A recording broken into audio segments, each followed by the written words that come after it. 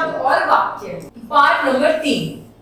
अब हम सीखेंगे, अब तक हमने सीखा वर्ण और मात्राएं, कि वर्ण कैसे क्या होते हैं और स्वर और व्यंजन जब मिलते हैं तो मात्राएं कैसे बनती हैं। अब जब हमने मात्राएं सीख ली हैं तो अब हम सीखेंगे शब्दों को बनाना, और शब्दों के जोड़ से हम सीखेंगे वाक्यों को बनाना।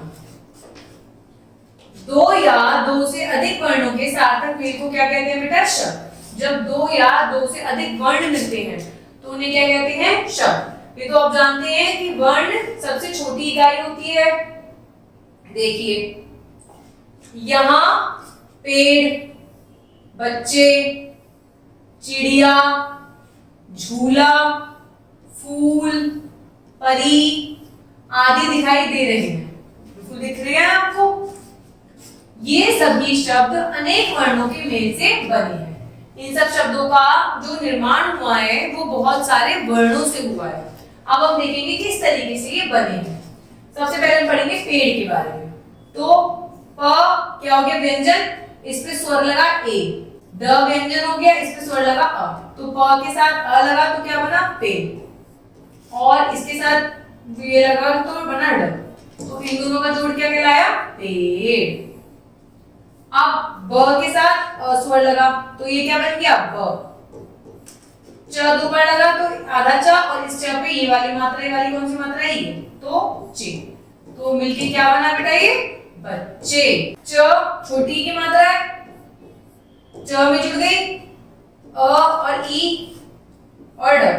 ठीक है, च और ये पूरा च बन गया, ये बन गया डी, और ये बन गया य, और ये है आ की मात्रा। तो बेटा क्या बन गया? चिड़िया। ची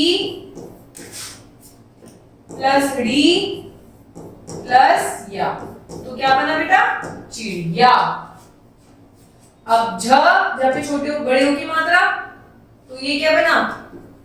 झू प्लस ल के साथ आ प्लस ला, तो बेटा बन गया झूला। अब समझ रहे हैं आपको किस तरीके से ये बना? शब्द का निर्माण कैसे हुआ है? फ पे बड़े हो की मात्रा, तो ये बन गया फू, और ये ल और अ, तो ल, तो बन गया फूल।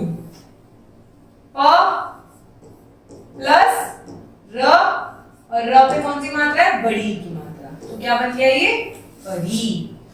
तो इस तरीके से वर्णों का, जब वर्ण और स्वर का मेल होता है, व्यंजन और स्वर का मेल होता है, जब वर्ण बनता है तो वर्णों के मेल से आपको ये शब्द बनते हैं।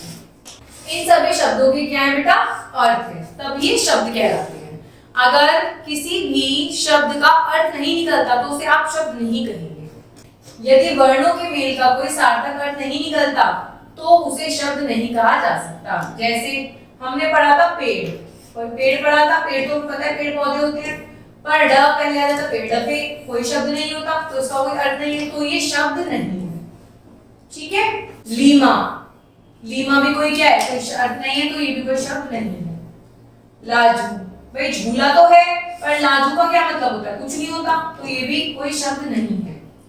चेचक, बच्चे तो होता है पर चेचक कोई होता है, तो ये भी शब्द नहीं माना जाएगा। ऊपर दिए गए वर्णों के मेल शब्द नहीं कहलाएंगे क्योंकि इनका कोई अर्थ नहीं निकलता। जरूरी है जब वर्णों का मेल हो तो जो भी शब्द बनकर सामने आए तो उसका कोई अर्थ निकलना चाहिए। अब पढ़ेंगे बेटा हम वाक्य के बारे में कि वाक्य क्या होता है। जिस प्रकार वर्णों के सार्थक मेल से शब्द बनाते हैं, भाई जब वर्णों का मेल होता है तो क्या बनते हैं बेटा? शब्द बनते हैं। उसी प्रकार शब्दों के सार्थक मेल से क्या बनता है बेटा? वाक्य बनता है। उदाहरण पढ़िए, मैं क्रिकेट खेलता हूँ, तो ये सब अलग अलग क्या हो गए? वर्ण हो गए, और वर्णों का जब मेल हुआ तो एक वाक्य बन गया। इस वाक्य में शब्दों का मेल ऐसा है कि उससे एक निश्चित अर्थ निकलता है।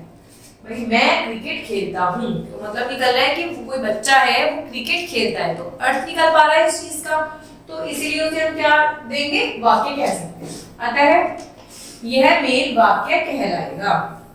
किंतु यदि हम शब्दों को इस प्रकार लिखें, हूँ खेलता मैं क्रिकेट, तो उसका तो कोई अर्थ नहीं निकल पा रहा, तो हम शब्दों का यह मेल सही नहीं है, तो हम इसे वाक्य नहीं कहेंगे। जैसे हम शब्द का अर्थ नहीं निकल पाता तो उसे हम शब्द की संज्ञा नहीं देते, तो ऐसे ही यदि हम वाक्य का जब अगर अर्थ नहीं निकल पाएगा तो उसे हम वाक्य की श्रृंखला नहीं देंगे। चाहे हम शब्द बनाएं, चाहे हम वाक्य बनाएं, उनका अर्थ निकलना बहुत जरूरी होता है, तभी हम उन्हें शब्द या वाक्य की श्रृंखला दे सकते हैं। धन्यवाद।